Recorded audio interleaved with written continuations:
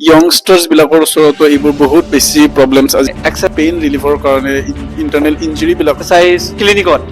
সবতকৈ বেনটো প্ৰব্লেম স্পাইনৰ যিবোৰ প্ৰবলেমছ মানে একিউট কণ্ডিশ্যন বিলাকত অলপ এজ বেছি হোৱা মানুহ hello' everyone my name is Amanul Sikdar I M A third semester physiotherapy student তো আজি আমি এতিয়া এটা ক্লিনিকত আহিছোঁ যোনটো আমাৰ দাদাই চলাই আছে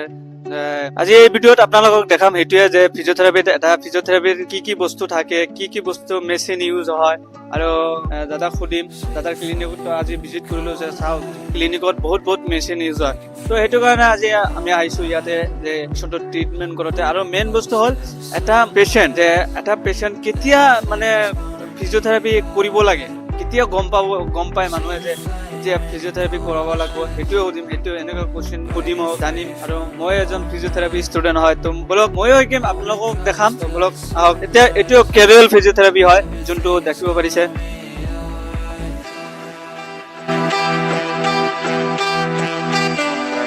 Everything's gonna be alright.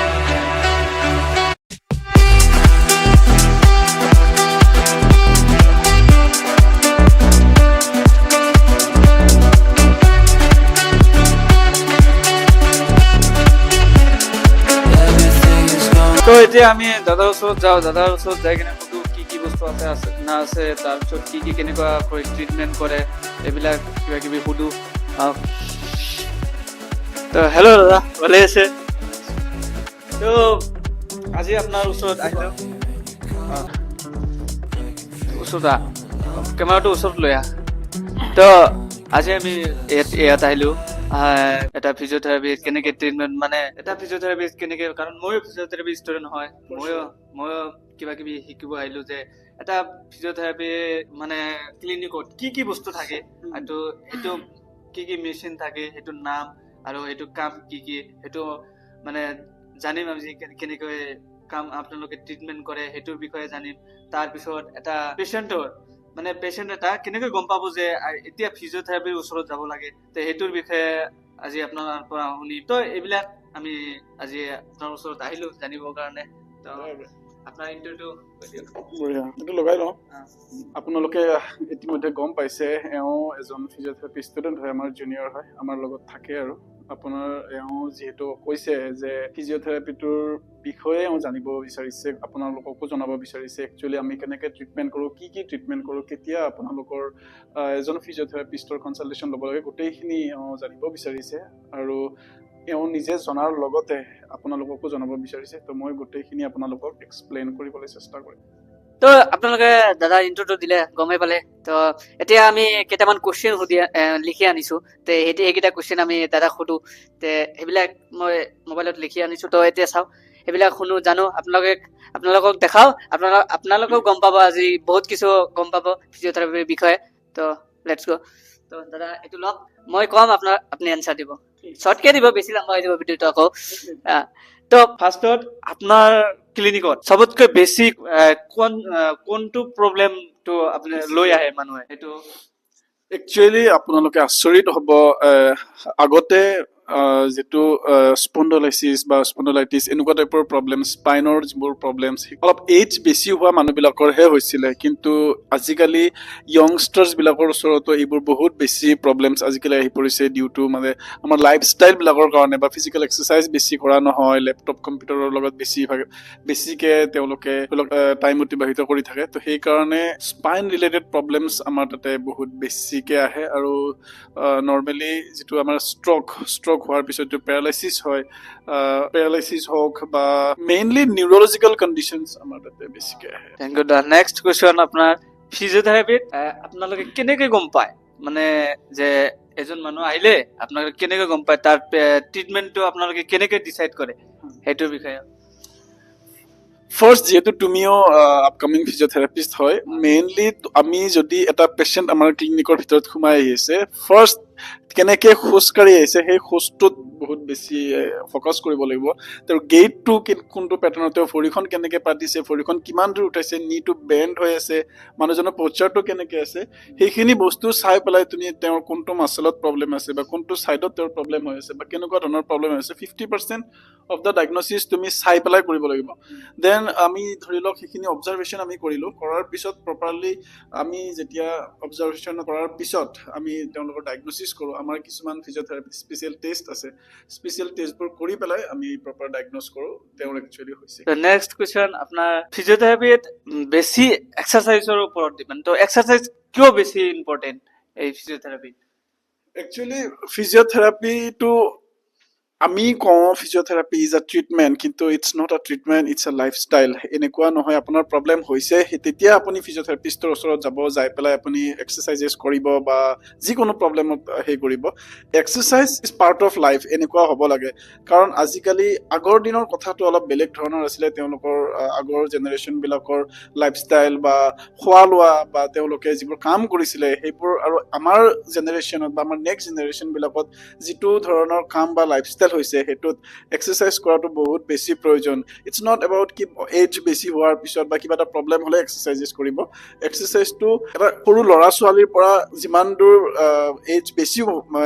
এটা সৰু ল'ৰা ছোৱালীৰ পৰা এটা বয়সস্থ মানুহলৈকে, চলিব পৰা বয়সস্থ মানুহ এটাও এক্সাৰচাইজ কৰিব লাগে, হেল্থি খাব লাগে আৰু হেল্থি লাইফষ্টাইল মেইনটেইন কৰিবৰ কাৰণে এক্সাৰচাইজ কৰি থাকিব লাগে।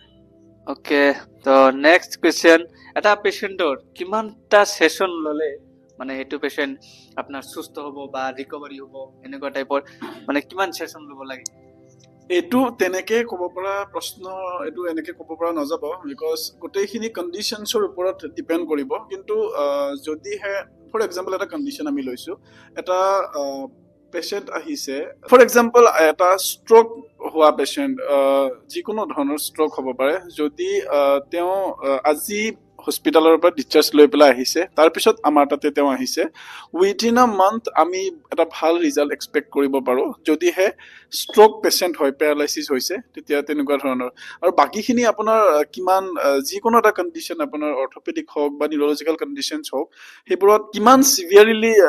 প্ৰব্লেমটো হৈছে বা ক্ৰনিক হয়নে একিউট হয় বা কিমান গ্ৰেডলৈকে গৈছে, কিমান পুৰণা হৈছে, কিমান ৱৰ্চেন কণ্ডিশ্যন হৈছে বা কিমান ভালে আছে, সেই গোটেইবোৰ কণ্ডিশ্যনৰ ওপৰত বেছ কৰিব। ৱেডাৰৰ ওপৰত ডিপেণ্ড কৰে, মানুহজনৰ ওপৰত ডিপেণ্ড কৰে, তেওঁৰ প'চাৰৰ ওপৰত ডিপেণ্ড কৰে, তেওঁৰ লাইফষ্টাইল, তেওঁৰ খাদ্যৰ ওপৰত ডিপেণ্ড কৰিব, গোটেইবোৰ কণ্ডিশ্যনৰ ওপৰত ডিপেণ্ড কৰে। কিন্তু অভাৰঅল আমি ট্ৰাই কৰোঁ যিমান সোনকালে পাৰোঁ আপোনাৰ উইথিন আ উইক তেওঁলোকে যাতে ভাল ৰিজাল্ট এটা এক্সপেক্ট কৰে, সেইখিনি আমি সদায় চেষ্টা কৰোঁ। তো নেক্সট আমি এতিয়া মেচিনৰ ওপৰত যাওঁ। তো এতিয়া মেচিন দুটামান মেচিনত বেছি নুসুধো আপোনাক দুটাই সুধো। তো ফাৰ্ষ্ট মেনুৱেল থেৰাপি, এইটো কি হয়? যিটো নামতে আছে ফিজিঅ'থেৰাপি, এইটো ফিজিকেল থেৰাপি। ফিজিকেল থেৰাপি বুলি ক'লে 80% মোৰ যিটো পাৰচেপশ্যন আৰু যিকোনো এটা প্ৰব্লেমত, unless and until it's an acute condition, যেনিবা আপোনাৰ 90% or 80% of the conditions are treated by manual therapy, আৰু ৰিজাল্ট আমি ভাল ৰিজাল্ট এক্সপেক্ট কৰিব পাৰোঁ মেনুৱেল থেৰাপি থ্ৰু দি পেলাই। কাৰণ ইলেক্ট্ৰথেৰাপি এনেকুৱা নহয় যে ইলেক্ট্ৰথেৰাপি আমি ইউজ নকৰোঁ বা কৰিব নালাগে বা এইটোৰ মানে কোনো ইউজ নহয়, এনেকুৱা নহয়। কিন্তু